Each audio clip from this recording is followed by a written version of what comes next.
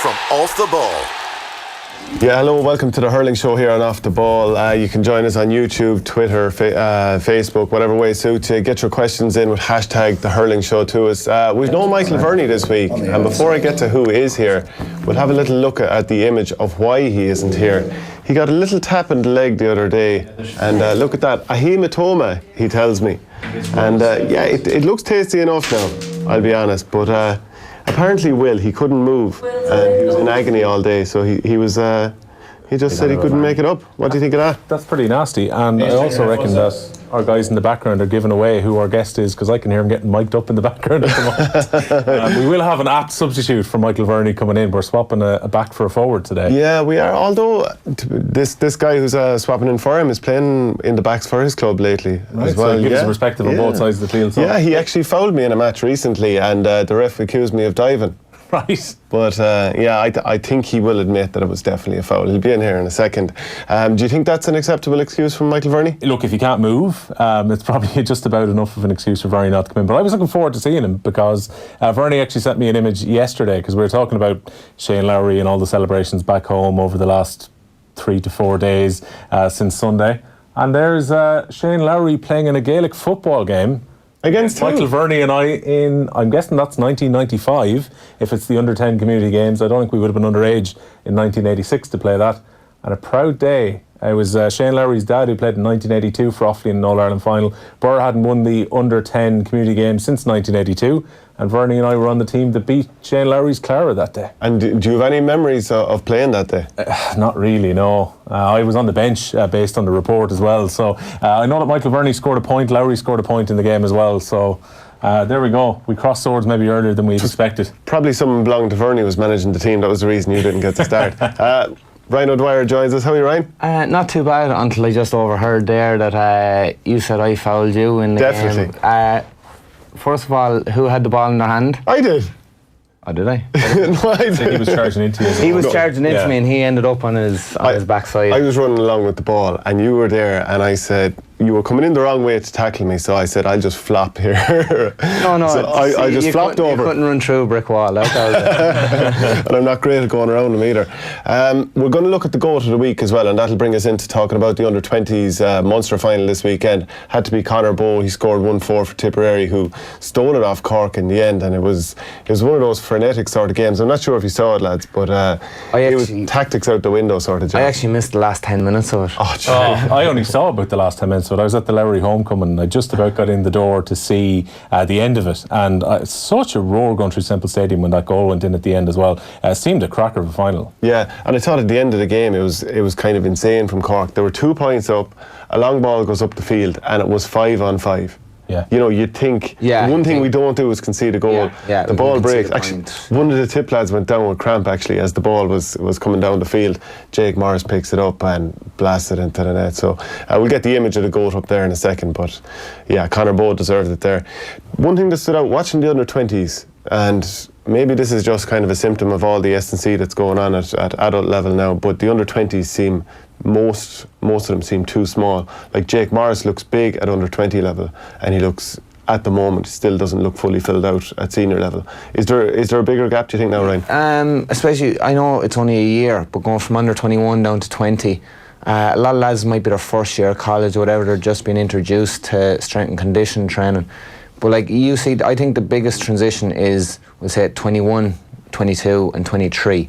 That's when you see the biggest growth taking place, the biggest difference in strength and condition with developing players, because they're being exposed to it then. And it's really, they decide themselves at that stage, right, I'm going to bust myself here, I'm going to do all the strength and conditioning that I need to do, but not forgetting about the hurling, because at the end of the day, that's the most important thing.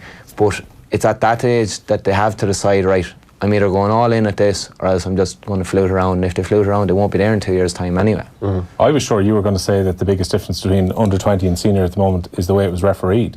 Because again, I think I only saw about 10 or 11 minutes when I got in the other night, but like it seemed the referee was more than happy to allow that game to flow, which was a massive difference to what we saw in the All-Ireland quarterfinals, particularly the Tipperary against Laois game, which was just stopping and starting and freeze, and there was no flow to the game whatsoever. Yeah, like I said, I missed the last 10 minutes of the game, but for all that game, it was just play, lads. It kind of went back to Brian Gavin's way of reffing the game, was just, lads, play. If I see, I could be wrong, but if I see intent, if I see an actual foul, then I'll blow it up. If there's something small that, like, you might be leaning against someone or something, I'm not going to blow for silly things that slows down a game. So I just wanted to let lads hurl. We have that image of Conor Bowe here as well, in full flight. Look at him there. Just such poise on the ball. But a great win for Tip, and probably stole that one a bit to some degree, but it was neck and neck. We're going to look at some of the great away jerseys in GAA. So last night I was playing for the Coolest second team, and we had the away jerseys rolled out. By God, these are a thing of beauty. And I'm not just talking about myself. If we can get that image up on screen, and then we'll look at a few. Look at that. Is that not a thing of majesty, Ryan? Yeah, well, it's typical of the club sponsored by Huawei, like the big money in Coola. Who do you have? Bank of Ireland, is it? Huawei and Coola tried to buy in players like Shane Stapleton here. Yeah, for the second team. Boosting the second team out. Yeah, I'm still eligible for the second team, so I'll hurl away. Just the 1-3 last night, no big deal, Ryan. Oh, is that all? Yeah, but we have some other away jerseys here as well, some other greats, because I threw it out on Twitter and we got lots of replies. So we'll just run through those jerseys now as they come up on the screen. So this is the Coo Cullins jersey in London, pretty fresh according to Kylo Ren. Next one, this is the Ananoch away strip, modelled wonderfully by @Rod Stapo, my namesake, Big Man Stapo, and Mert Stapo is as nice. It's as nice as anything out there. That's in from Stephen Miller. Nicer than Ananoch's home jersey, actually. Yeah, what do you make of this father Tom's in Boston? Tom's were traditionally, like, see the goalkeeper jersey there, they were traditionally green with the black sleeves. I actually liked a bit of a change. I'm not saying I like the club, because I played with a different club out in Boston. Conor Whelan there on the left, actually. Yeah. My only issue with that jersey is it looks a bit more like a training top than a jersey. I think a lot of the away jerseys look like training tops. This is one from Burke Sports. Of course, you're trying to get in the plug there for Burke Sports. For a Bursley Lee man, yeah. I actually was going to get it in if you didn't. Would you? Yeah, tasty enough. Look at that Statue of Liberty on the back. We like that, yeah. Next one, this is Pierce's in Chicago goalkeeper jersey. Stephen Feeney sent that in. That's a pretty nice effort. I'm not fully blown away by it, but not bad. Then the two away jerseys for Portlaoise. Yeah. I like the green one more so than the black one. They've worn that green one now, or kind of a variant of it, in a few county finals in recent years when they played Arlis Killeen, who were wearing white and black. Portlaoise tend to run into actually colour changes quite a bit with the teams they played in county finals. Very busy sponsor there. Yeah, it is. It's wide enough, the hoop on it. But yeah, San Antonio. Texas home anyway. They're pretty slick now. The colours are nice. Like, the colours go well. Yeah. Let's keep going. It's a fashion show or a little bit. There's an element of it. Not judging by your attire today. Tira Connells in Glasgow. Yeah, I like that jersey and a nice fade haircut. Tommy Larkins, that's quite nice now, I have to say, in Galway. Sean Page sent that in. The Viking Gales, that looks very Liverpool mid-90s. You could see Phil Babb and Steve McManaman wearing that. It's a very busy jersey is the one thing about that. It actually looks like a rugby jersey. Yeah. Which wouldn't be allowed around here. I think that's vomit. Yeah, I don't like the Wexford away jersey. Not a fan at all. Declan Heffernan sent that in. We've a couple more to run through, I think. Love the Wexford home jersey. Okay, that's it. I was going to say that the Tip and Wexford away jerseys of recent times, wasn't happy with those. I think they're coming up on the screen. I like the no collar design. Yeah. I suppose it's a new enough thing, but I like that. I suppose it brings back to what you're saying about it. It's like nearly like a training jersey, but I just like the look of them at the moment. Yeah, look at the Tipperary one against Laois. Like, that's Laois's away jersey. I think that's lovely. Yeah, it is. That Tip jersey, I can't get my head around. I liked the Dublin away jersey this year. Yeah, that was slick. That was nice. Like the light. I know that it's kind of similar to the Tip one, but I don't know, it's just with the flicker going through the Tip one, it's not as nice. It takes away from it. Galway's camouflage one a couple of years ago. Now that was absolutely stinking. Right. And I genuinely think Galway have one of the nicest change jerseys now. Their goalkeeper jersey, which they wear, is the away one, which is just plain white. It's got the little maroon trim, and the sponsor's all in maroon as well. It's kind of, sometimes the sponsor takes away from some very nice jerseys. Like, I think Westmeath's one will be quite nice, except for the big yellow Renault logo, which is on it as well. So it just draws away from the eye. Even, I think Wexford's is nicely done where the colours work into each other as well. They were having a debate about this on the AM show the other day. I think Stephen Doyle picked the Galway change jersey as his favourite in Gaelic games. The one that was up here? Not the one there, no. Was it maybe it was Sean a minute ago? Not the camouflage one anyway, with the white one with the just maroon with the maroon trim. Very plain, but it's nice. Cork's away one's pretty nice too, white with the red trim. Just while I think of it, and we're talking about like jerseys from all over the place, Charlie Rose messaged in about the World Games that are starting Monday at Waterford IT, the finals in Crokerton next Friday. He's part of an all London born team and he has family from Borrisley, so best of luck to everyone going there. Right. Someone to get the plugs. I should have tried. Let's go straight to it then. Limerick against Kilkenny is going to be Saturday at 6 o'clock, and then Wexford Tip on Sunday. We'll start with Wexford against Tipperary. Davy against Sheedy, old foes meeting again. Were you part of the Tip panel in 2008 when Davy got the edge in Sheedy in an All-Ireland semi-final with Waterford? 2007. 2008. Or... Because Babs was over against Waterford. I thought you were on against Wexford in 07. I was part of both of them. Actually, we'll start off with 2007 against Wexford as well. So that was the day that Owen Kelly was dropped. Brendan Cummins dropped. Yeah, well, they were dropped earlier in the year, but they still hadn't made it back on. Shane McGrath didn't start either, I don't think, against Wexford. No, I think Dara Hickey started, Alan Burns started, and they hadn't started. I could be wrong here. I don't think they'd started the game up to that. Jerry Kennedy was in goal. What was the mood like in the camp with Jerry Kennedy starting in goals? And I tell you, he got.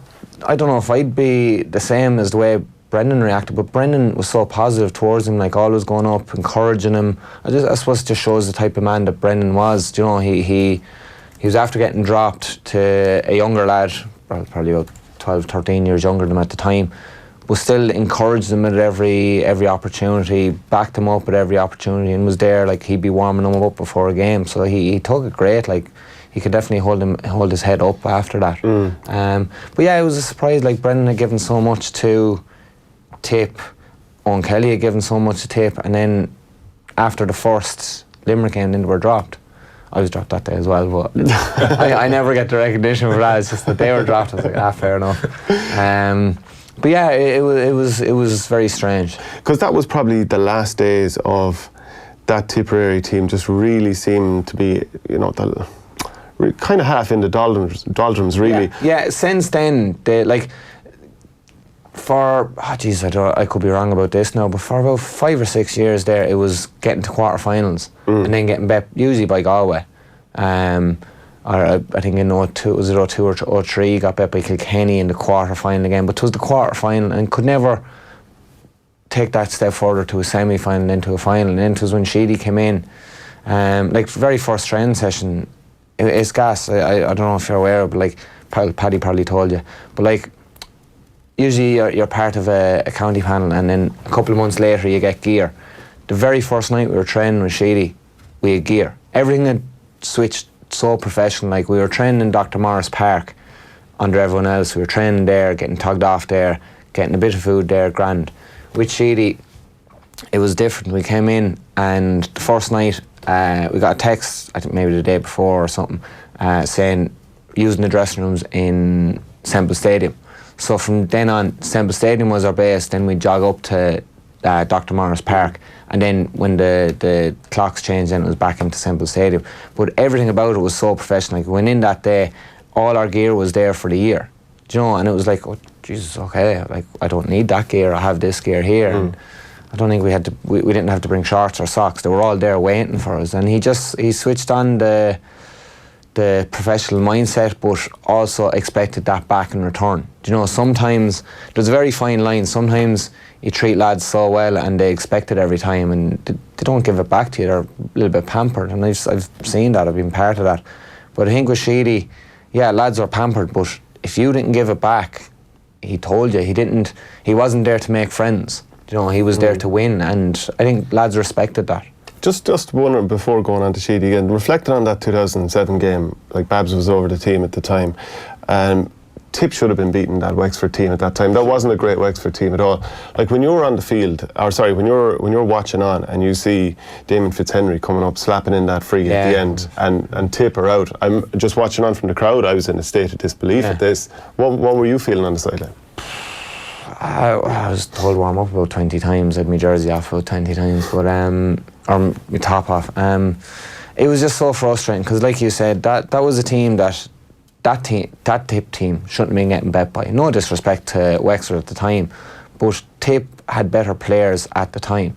And and just let it slip. And I don't know whether it was a belief, was it just a bit of chaos in the camp, because there was chaos in the camp at that time. What did anything sum up that chaos? This show's only an hour, like. I suppose, look, the dropping of the players, lads that everyone looked up to, lads that would have just, they'd have had your back in war, and you'd have had their back, and they're just cast aside. That throughout, and not from the lads that were dropped, not them trying to create hassle or drama or anything. It was just, it set a bitter taste around the dressing room. No, I can't speak for anyone. I'm just looking back at it now. It was just a strange atmosphere around. So that dropping then kind of had a counterproductive side to it then, because usually if a manager freshens things up, makes changes, lads rally want together. to impress, but I think that's usually if lads are coming to the end. And I know the lads weren't young, but like if lads are coming to the end and they're just not good enough, you can accept that, but Kelly would have been 26 or something. The lads are, like, Brendan won a couple of All-Stars after that. Owen won a couple of All-Stars. They won All-Ireland after that. Like, they were lads that no team could do without. They would have made any team in Ireland. I think probably that year, maybe the year before, there was a discussion who was between, well, probably just between Tip and Kilkenny lads, but there was a discussion between who's better, Shefflin or Owen Kelly. And then yet, less than 12 months later, he was dropped, and you're thinking, there has to be something wrong there. Who is better? At their very, very peak, because obviously Shefflin's career, he won Hurler of the Year 3 times, but at their very, very peak, which hurler was better? Both outstanding players. I'm not dodging the question here. I will answer the question. Both fantastic players. Politicians answered already. Give me a vote. Both fantastic players. Maybe I'm just being biased, but I think Shefflin was surrounded by better players for longer. I think Owen Kelly at times, no disrespect to anyone he played with, I'm going to get hate mail here now. No disrespect to anyone he played with, but he didn't have the support that Shefflin had. Yeah. Maybe I am being biased. I would say Owen Kelly at his best.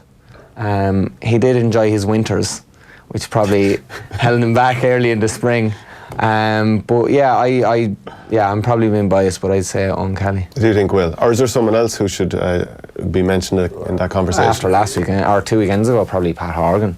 Yeah, like obviously Horgan's been carrying Cork for a long time. I think it probably just about Shefflin, but I do understand the argument. We had this exact argument for Shefflin when we were talking about TJ Reid recently as well. The idea is that maybe TJ, as an individual within the current Kilkenny setup, might, let's say, carry more of the burden in terms of what the team do than what Shefflin had to do. Yeah, and I think that's it. Obviously, your background is journalism. You have a better way with words than me. But try not to get in trouble with Kilkenny people here as well by saying that. But you know that Offaly people have Stockholm syndrome with Kilkenny because Kilkenny bet them up a stick for so many years. They now have to love them. You see Dyden talking, he's loving Shefflin and Cody. See, we're to blame for Cody coming in. This potential 18th All-Ireland final that he goes for is all on the back of the fact that Kilkenny had to turn to Cody after we beat them in '98. Can I ask you about times like Sheedy obviously won All-Ireland with Tipperary. Sheedy won All-Ireland with Tip the first time around, won a couple of Munsters as well. But there were a couple of defeats that really stood out, like 2008 losing that semi-final to Waterford against.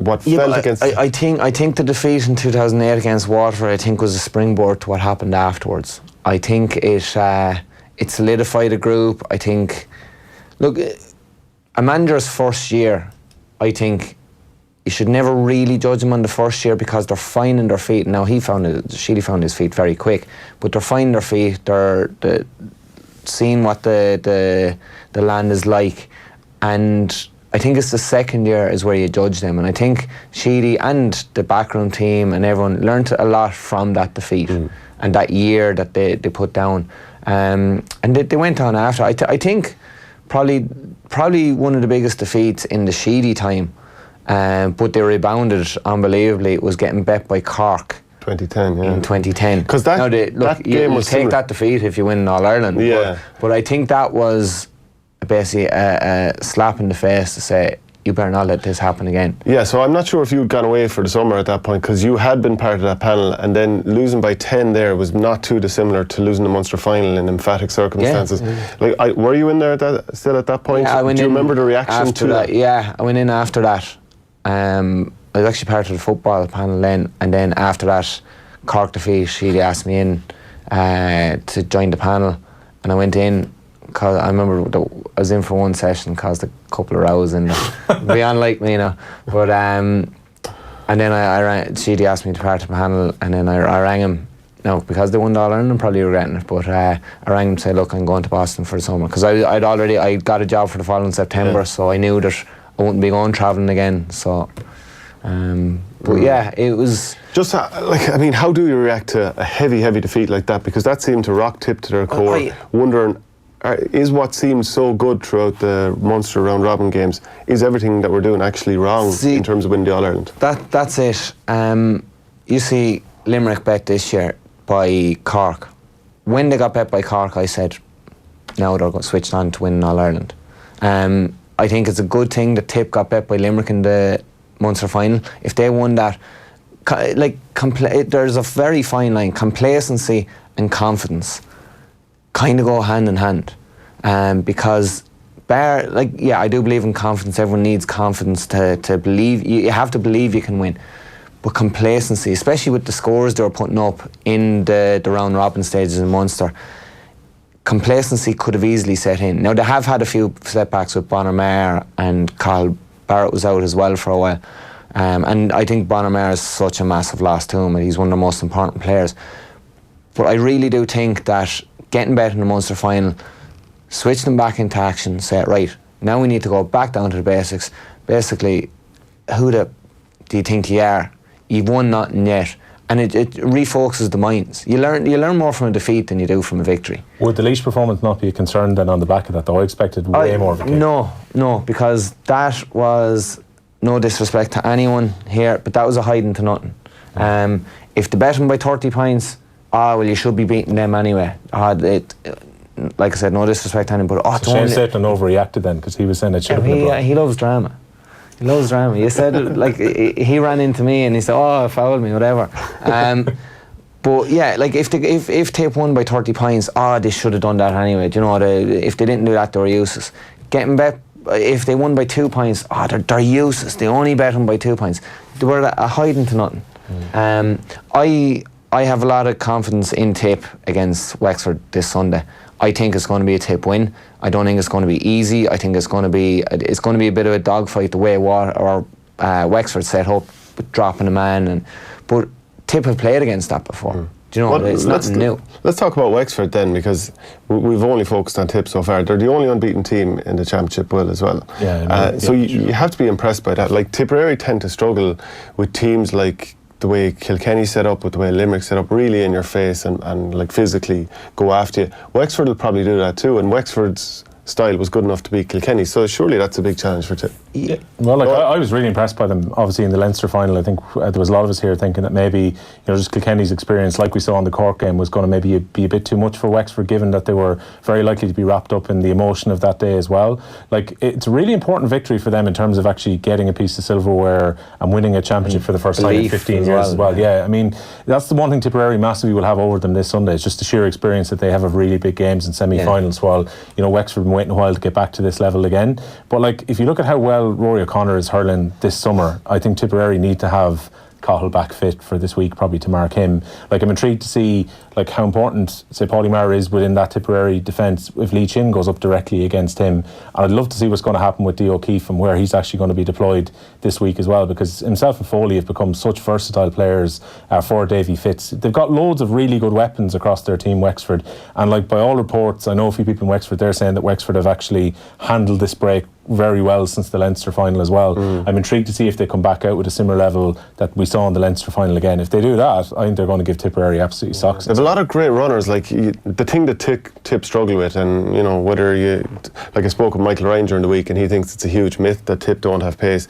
I do believe that when teams run at Tip, they're in a little bit of trouble. Well, everyone is really, I suppose. But like, Rory O'Connor running up the middle, you don't want that. Jack O'Connor, Lee Chin, Conor MacDonald to some extent, Diarmuid O'Keefe, Liam McGovern, all really, really good at carrying the ball. Like, if you're a Tipperary man, you have to be worried by that. Yeah, well, I think this game, and I think this is what Wexford are going to be aiming at, is to disrupt Tip. And what I mean by that is they're going to pull him out of shape. Tip would love to have 3 in the full back line, 3 in the half back line, 2 midfielders and 6 forwards. And just the forwards move everywhere anyway. But the backs would like to sit in their positions. Wexford are not going to allow him to do that because, they've phenomenal players, but if they go man against man, it's going to be a battle. Now, they're going to drop a man back anyway, they're going to let a man sit deeper, but it's up to how Tip react to that. Do they push a man up on the sweeper? Because I think that's what would mess any team that plays a sweeper. I think that messes them up because all of a sudden the man that is the sweeper is like, oh, I actually have to mark someone now, and someone else becomes the sweeper then. That may or may not want to do it. Well, like if we'll say the 6 Tips forwards are being marked, and then Wexford drop a man back, but then a man goes up. It's 7 against 7 up there. What are they going to do? Bring another man back? There's a bit of a traffic jam up there then as well, so that suits Wexford. And that's the point I was going to make.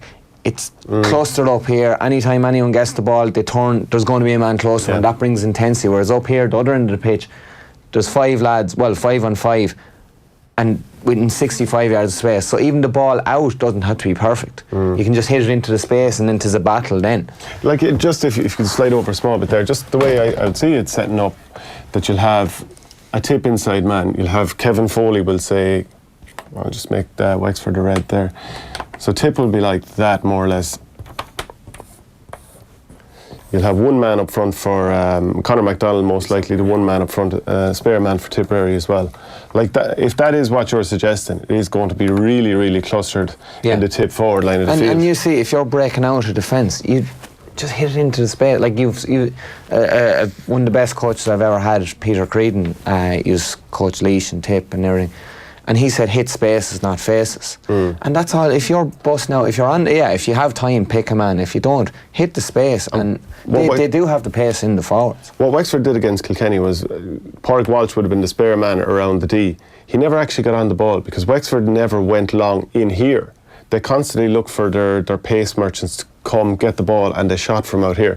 So what they're really good at as well, Shane, they were actually the way they picked out their shots on Leinster final day as well. Like, they were very efficient with their possession within their forward line. When they got the ball up there, they'd recycle round to take a shot before they do. I think it was only 3 wides across the whole game. When they have the ball, in fairness to Davy, when they have the ball, they're actually a great team to look at. Now, I hate the man dropped and all that because it's very defensive. But anytime they have the ball, they're looking for the out ball here, right? If that's not available, well, then they're recycling the ball. Like, they'll carry it because they have pace. They'll carry it. If they get stopped, like they nearly play a quarterback idea. So we'll say if the wing back is running up and gets stopped here, well, instead of this man here, he's nearly looping back around. So, like, that man is going to follow him. If he's looping back around, he's not going to follow him totally here because then you're leaving up space. So you'll go so far, then you'll stop. And if he doesn't get through, he stops, pops it back, and he hits it over. It's like was it 2016 or 17? Joe Canning against Tip in the semi-final from the sideline. Like, I don't know who was it. Was it? It was Johnny Cohn who threw it back to him. It was Johnny Cohn going up, got stopped, and you could see. When he started out that run, Canning was ahead of him. He started out, let him run past him, and Canning just slotted back in here. He's the quarterback. He was the out ball the whole time and popped it over. Yeah, like against Laois, Brendan Maher was the spare man back here, and Laois did a similar job. And like Niall Corcoran, your club mate with Crokes, he's a coach with Laois as well. You saw Brendan rarely got into the game because Laois were shooting from out there, and James Barry didn't really get tested either as well. So, I mean, that's probably something similar that Tip will come up against. One thing that I think is going to be interesting on Sunday is the Wexford full forward line, Tip full back line. I think James Barry is a much better player when Carl Barrett's beside him. If he's in the same line, if he's injured in any way, you'd wonder how that will affect him, or if Wexford tried to pull Cathal Barrett out, so the man he's marking, pull him out here, right? Well, then you have that space. Even if there is a man sitting there, well, you have that space to expose Barry. But if even like the presence of Cathal Barrett there, they just work very, very well together. Yeah. Brendan Meehan on YouTube has messaged in saying Tip arrogance is unwavering. They've won nothing and are playing the Leinster champions, but you'd never know. I actually think Wexford have a really good chance of winning this game, and I make them favourites. I think they do, but I'm still gonna go with Tip. What do you think, Will? Look, I was really impressed by Wexford last time out. I was kind of thinking Kilkenny were going to win the Leinster final, and then like Wexford's game plan turned out perfectly. Obviously Tipperary will have learned from watching that game as well, but there's a lot of really good ball winners in that Wexford forward line as well. I think if Conor McDonald can get that Tip full back line isolated at all, he's a huge goal threat there as well. Like Rory O'Connor said at the outset, has been massively impressive all summer. Like I thought he was brilliant the last day. If they can get on ball, I can see Wexford getting the scores that they need, because I think Davy will have a system set up to frustrate Tipperary's forwards. Yeah, Davy will have looked at every match Tip have played this year, both in the league and the championship. Like he's that much into his analysing everything. So he'll have his research done. He'll pick areas that he can expose the opposition, and he'll have his research done. And yeah, I think, like, if Bonamara was there, I would say, yeah, 100% Tip are going to win. Because he's out, it's more 50-50, but I'm still giving it to Tip by a hair. You can see, like, without Bonner, the ball isn't getting into that inside forward line as much as it would normally as well. He'll win ball, he'll carry ball. Yeah, but that's it. He's a unique kind of skill set. When he gets the ball, it causes complete mayhem for the opposition backs. It just causes complete mayhem because, like, he's quick, he's strong. He could run with it himself. He could pop it off. He could draw a man. He can take a point himself. Tip don't have another one of him. I suppose the closest one to it would be Dan McCormick. Is he the same level as Bonner? No, I don't think he'd be offended by that, but well, maybe he might be, I don't know. But there's only so many of the type that Bonner are there. At the same time, it's a huge job for Wexford to try and stop Callanan. Callanan scored goals in the last 6 Well, I was going to give you they stop the supply of ball into him. Just to look at the scores from play for the two teams, like Callanan has 6-14, John McGrath, who hasn't been going well in recent games, 2-15, Ford 15, Noel McGrath 1-11, Bubbles 14, whereas Wexford's top scorers from play are Conor MacDonald 1-12, Rory O'Connor 2-9, Diarmuid O'Keefe had a couple of points, Liam Oak McGovern 1-3, and Chin 5 points from play.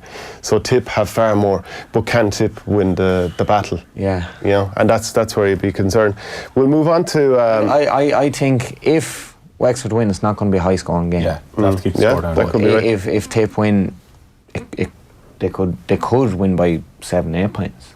You know, because they can score. Every one of them can score, and the half back line as well. You see Ronan Maher, Parg Maher, Brendan Maher.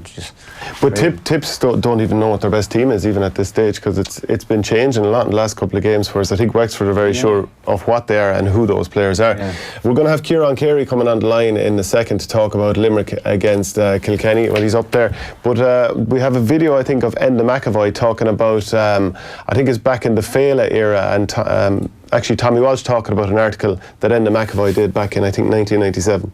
Enda McAvoy on Twitter tweeted this out from the Sunday Tribune in 1997.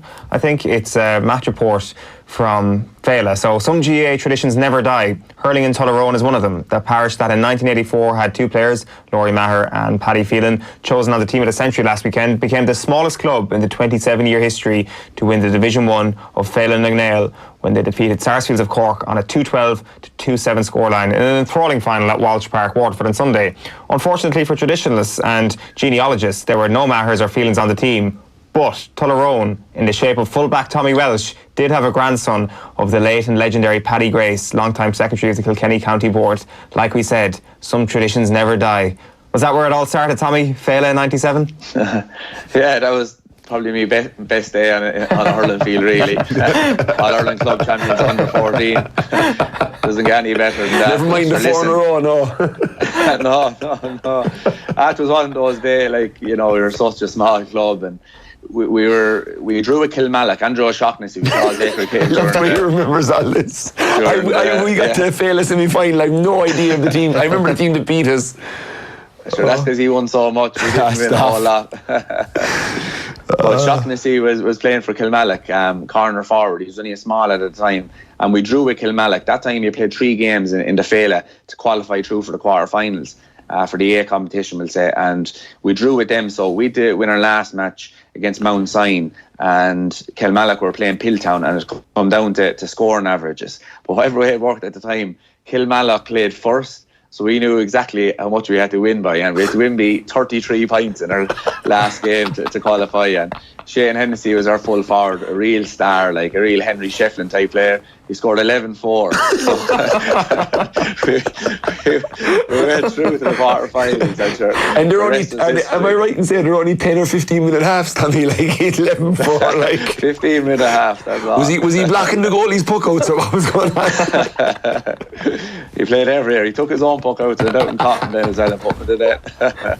You could listen to that man all day. This week OTBM are looking at the full-back line for the Electric Ireland Minor Jubilee team as well, and the search for the greatest minor hurlers of the past 25 years. We have it coming up on screen there.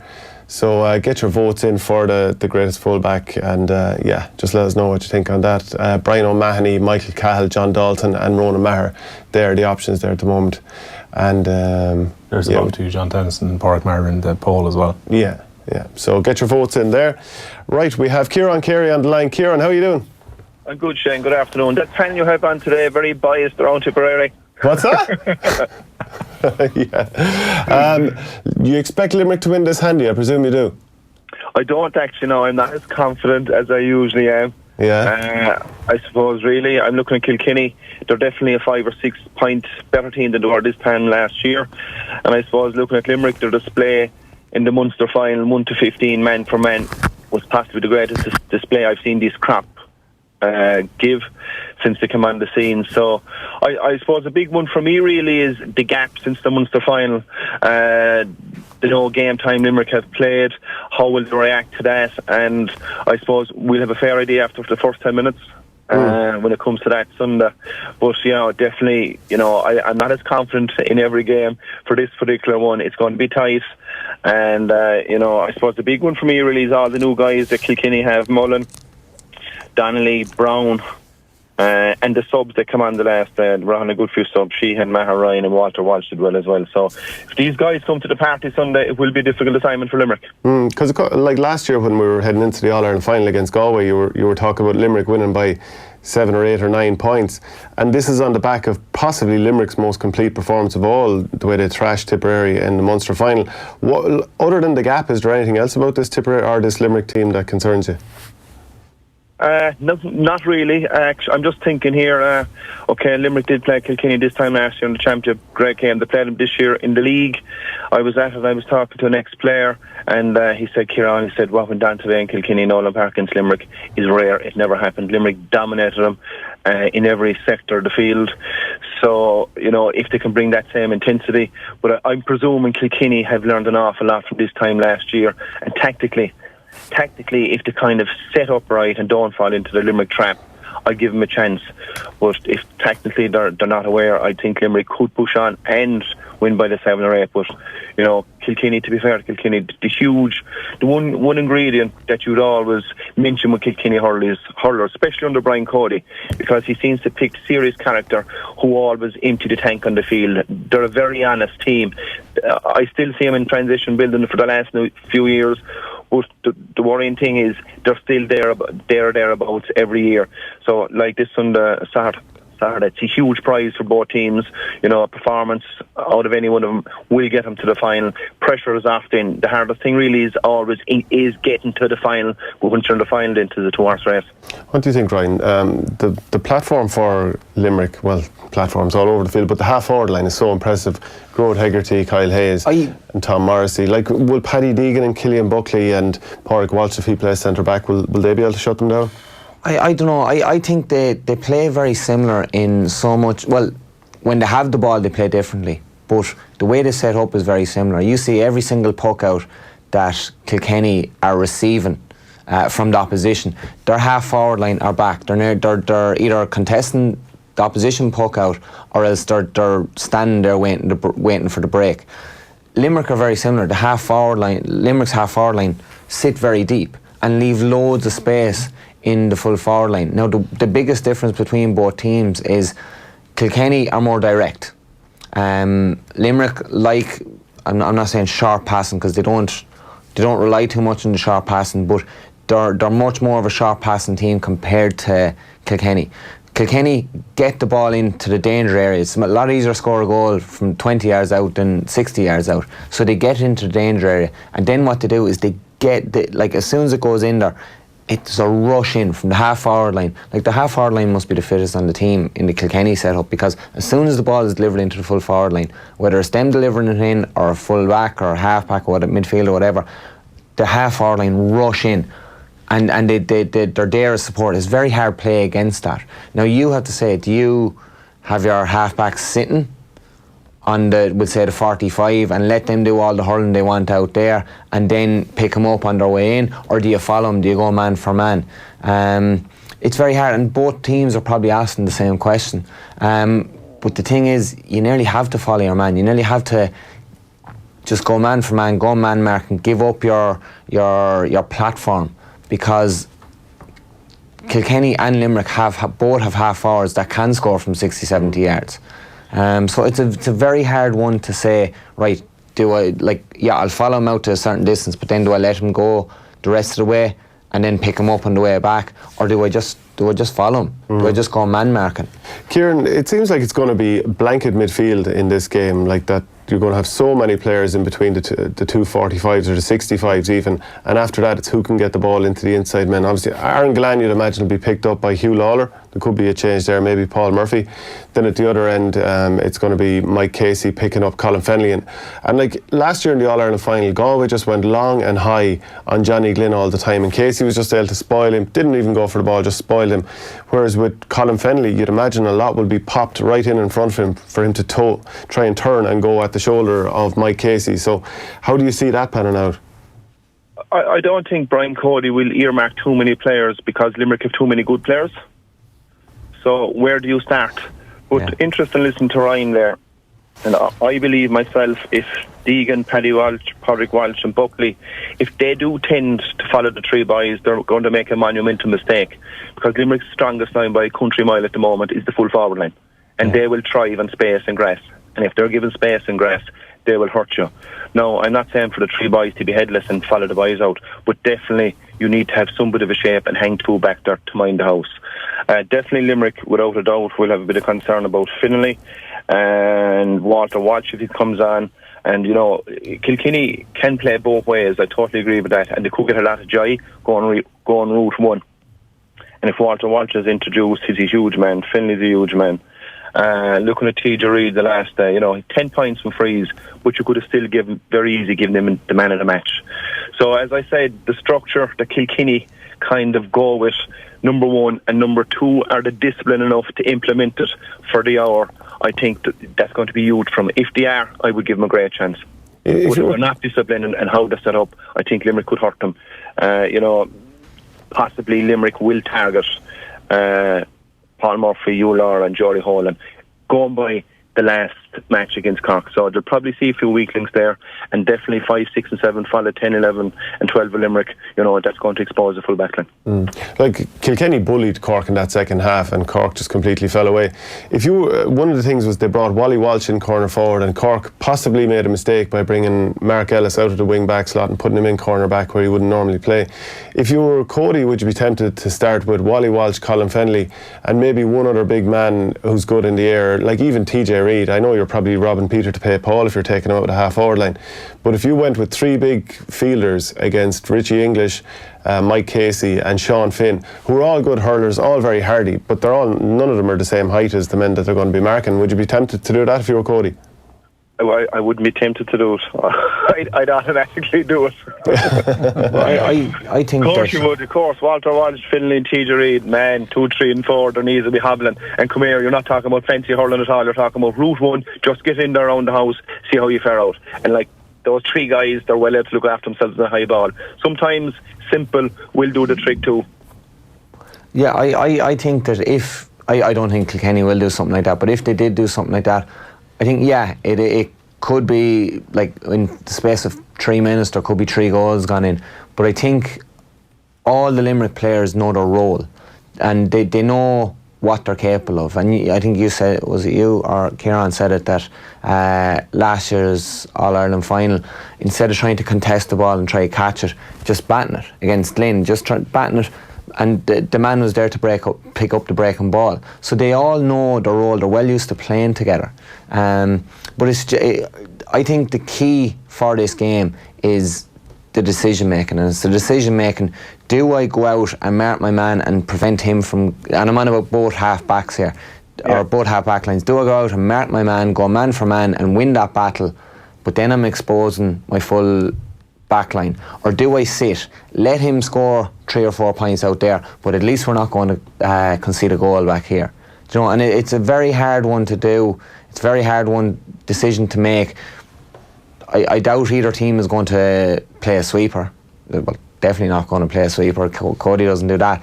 But like, I think it's the decision-making process, and I think it's not the players that make that decision. I think it's the management that make that decision. Yeah, you either follow your man, or you follow him to the 65 and then you revert back. And I think that's going to be the winning and losing the game for both teams. I wonder where Richie Hogan fits in here, because he played corner forward the last day, and a bit of naivety from Sean O'Donoghue allowed. Centre forward as well. Yeah, he went for back out half forward. But he got his goal on the inside line. Colin Fennelly flicked down a nice one for him to go through. Do you think he should play like centre forward on Declan Hannon and try and stand off him? Because, you know, Hannon will be trying to protect the full back line as well and try and rifle a few scores from there. Yeah, I mean, realistically, Hannon is going to be there as not as a sweeper, but as a shield in front of the full back line. Hannon is your traditional centre back. Yeah. Well, he is as close in the modern days you can get to the traditional centre back. He likes to sweep in behind the half backs, behind the 2 wing backs, and protect the full back line. He's probably one of the only traditional centre backs there is now. Yeah, and they're with Ireland centre back now and trying just to come out the other end of the field. Right? Yeah, you've centre backs now trying to play centre forward. But so it's going to be interesting to see. Yeah, do you know, if I was Kilkenny manager, I actually probably would put Richie Hogan on and tell him, look, go out around the middle of the field, you can pop the ball over from 70 yards, or TJ Reid, you can pop the ball over from 100 yards, and ask him questions. Ask him, right, are you going to sit and just pick up loose ball, or are you going to come out and be a man beside me? And Ciaran, then, just to pick the winner from this, are you expecting Limerick to just about come true? Yeah, just on what the boys are saying there about Declan Hannon, to be fair, Limerick will look to keep him loose. Whatever title you want to put on it, he will want to be the loose. He's loose most games, and he's he's getting breaks from 5, getting them from 7. And he's also taking a world of ball from 2, 3 and 4, and he's taking a lot of puck outs. So Limerick will look for that. Yeah, I suppose TJ Reid is probably slightly quicker than Richie Hogan, so I'd be putting I wouldn't allow that, number one. I'd be putting TJ Reid in. Technically, really, whoever's tactically the smartest on the day, and the last speaker said, if the decision making, thinking on your feet on the day is a lot sharper, will be the team that will win. I still think Limerick have too many good players, and they can fire from any cylinder, so they'll take a bit of stuff. So I fancy Limerick probably about 3 or 4 points. And do you think that TJ Reid is the best player, well, you know, on current form and historically as well, the best player that'll be on the field in this game, and that he is going to have to do a huge amount, more so than the rest of his team, to give Kilkenny any chance here? Listen, without a doubt, Cork lost the last day because their big guns didn't come to the party. And if Kilkenny are going to have any chance Sunday, Finlay, TJ Reid, Padraig Walsh, Mullen, Walter Walsh, all these guys, Richie Hogan, Conor Fogarty, Killian Buckley, it's a given that these guys have to give an 8 out of 10 performance. And if they don't, they'll be hurt. And then you're hoping then the rest might follow suit with about a 6 or a 7, which your big guns have to come to the table. But TJ Reid, as a centre forward, he's an extremely honest, brilliant worker. As I pointed out the last day, 10 frees, didn't score from play, but could have got man of the match because he gave a super display. So to me, he'd be the ideal man to dictate things at around 11ish, 10.5, 12.5. I don't really mind, but along that line. We'll just get a quick word from you on Wexford against Tip. We have a couple of comments in. Shane Kavanagh, Wexford simply disrupt how you like to play the game. So for all of Tip's skill and free-flowing hurling, I'd be very surprised if they get to play their own game against Wexford. And Lynch Mob says, Limerick by 3 points, too much class all over the field, and their bench is incredible. Tip Wexford too close to call, slightly leaning towards the Strawberries. Davey will have them in battle mode. Yeah, just your thoughts then on Wexford against Tip, Ciaran. Yeah, I fancy Wexford. Okay, Tipperary at the start of the year were absolutely outstanding, but I'd rather a slow start, and coming into this stage of the championship, you're going up a rung, performance levels are going up. I'm just looking at Limerick, they've probably one slow player, just one. Yeah. I think Tip have about half a dozen, and that will be pinpointed by Davy. Tactically, he's very smart, and he will earmark the weaknesses in Tipperary. I don't think you'll get away with, at a semi-final of an All-Ireland, having 5 or 6 fellas who aren't as quick as they were. And if they get away with it, obviously the opposition tactically are in the way. But I would give Tipperary, because Davy definitely would be very tactically very aware of this. So I'm giving Wexford a mighty chance of winning that game Sunday. Brilliant stuff, Ciaran. Thanks very much, and enjoy the games at the weekend. I will, to be sure. Good to chat to you. Just to take up that point as well, Tip having slow players as well. And do you think Tip have identified where their strengths or weaknesses are enough at this point? Because they were very much exposed against Limerick in the Munster final, and it felt as well that Laois had picked out a couple of issues in the Tip team and exposed them. Yeah, like if you are, I suppose, being exposed to Sheedy, I know that he has analysed it. I know that he has looked at it and said, right, this is what we need to do to win. And look, Davy's doing the same thing. I'm sure both have analysed each other through the roof, like. But it really is going to be, I don't know, like it's going to be a war. You're asking about that Tip have a few players that aren't as quick as the Wexford players. At the end of the day, yeah, it's about pace, but it's about hurling. And I think when lads get to a certain age and they do get a little bit slower, their heads do the hurling then rather than their legs. They did it in the Munster final. Yeah, I know, but like you get a second day out. Or the last 2 seasons. You get a second day out, and well, there's new management now, but you get a second day out. That defeat in the Munster final was a kick up the backside for him. Look, maybe I'm wrong. Maybe Wexford might go out and blow Tip out of water. Maybe they might win by a point. Could go to a replay. But I honestly think that it's going to be a Limerick Tip final. And probably because I predicted it at the start of the year, so I'm staying with it. So what I found staggering this week as well, Shane, I was watching your interview with Michael Ryan during the week, and to have a manager actually directly identify what he felt the issue was while he was managing the team in the previous couple of years, and really feeling that Tipperary didn't have the intensity in their own defence. I thought it was a crazy and very, very honest submission he made to you. Yeah. I also was he was an honest man. a bit unusual that he'd say that Tip haven't developed enough players this year, when in the previous couple of years maybe he could have developed more himself. I think that could be an issue. When you look at it, like we'll say, if God forbid if Tip lose 3 players in the first 20 minutes, who are they going to replace with them? I think that might be an issue. It's been the case for about 3 or 4 years. It has, but like the start of last year and the start of the year before, Mick Ryan gave, I think about 34 or 5 lads last year at the start of the league had played league, which is massive numbers. So he did look for lads, didn't find lads. But yeah, I just think that Tip are going to pull through. I think Tip are going to win. But you know, my issue with all that is that it's very hard to identify the real tangible reasons why you think that's going to happen. I'm saying that Wexford's pace up through the middle is going to really hurt Tip, and they'll have a packed defence, whereas it comes down to, I just think Tip will win, they'll pull through, the hurling's better. Yeah. Like, you're giving me nothing that actually tells me why. Yeah, you're 100% right.